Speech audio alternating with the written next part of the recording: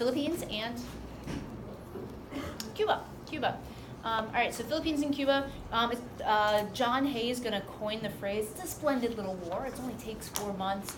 More people die of disease than in combat for the U.S. military, wearing wool uniforms, eating rations left over from the Civil War. I wonder why people got sick.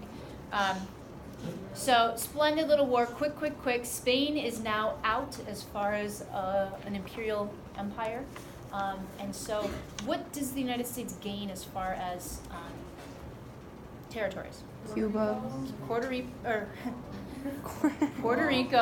Guam, and the Philippines. The Teller Amendment is the United States' pledge. We will not annex Cuba. What the Platt Amendment, though, does is the United States is going to assert itself economically, diplomatically, politically on Cuba. You can be independent, but you're going to have to come talk to us before you try to do anything. Oh, and trade, you're going to trade with us. And that's going to be the United States asserting itself like that on Cuba, really until the Cuban Revolution in 1959. Okay, so what was yellow journalism? it's making the Spanish look bad. Yeah, and so kind of sensational headlines. You got William Randolph Hearst and Joseph Pulitzer. They're in this competition to sell newspapers. So what's going to draw people in? Yellow journalism is going to portray the Spanish as these villains, right? The butcher Weiler and these poor Spanish or poor Cuban people in concentration camps. And it sells lots of newspapers. The DeLome letter, in case you're wondering, kind of makes McKinley look like a boob. So people were embarrassed, like, you can't call our president a boob. That's our job.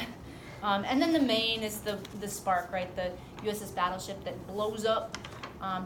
In the newspapers, who gets portrayed as the villain? Right? The Spanish. The Spanish blew it up, but probably it just was an accident. But it's a big push for war. This is also a period of jingoism. Jingoism is a term for itching to go to war, right?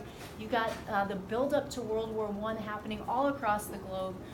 Militarism, people building up their arsenals. And when you have the toys, you want to use them, right?